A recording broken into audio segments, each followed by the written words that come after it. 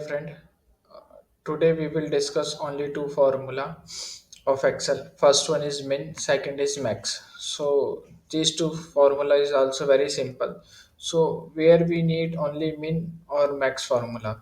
When we wants to know only minimum value of any cell or any column or row, so we can use min formula. And if we want to know about highest value of any column or any row, so we can use max formula.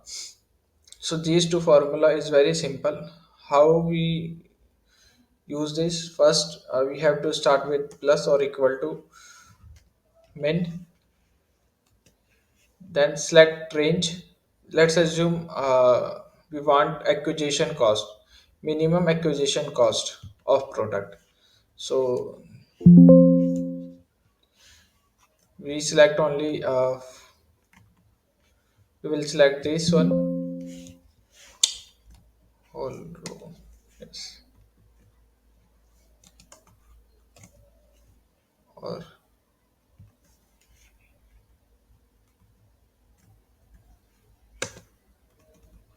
okay, or just you can do equal to what happened. Yes, min, select the this range, and we get the answer minimum value, minimum acquisition value. I'll show you this one is correct or not. You can just identify this thing also. And second one is max. So max, highest value of any column or row. Okay, so here we want only maximum value of maximum list price, maximum list price. So here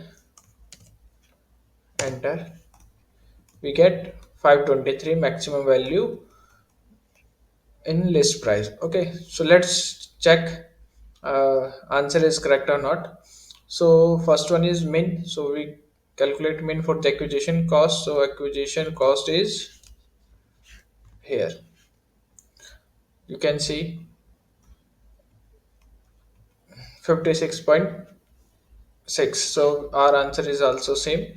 And list price, highest list price, so higher list price is this one, 523.19. Okay, thank you so much my dear friend. Bye bye.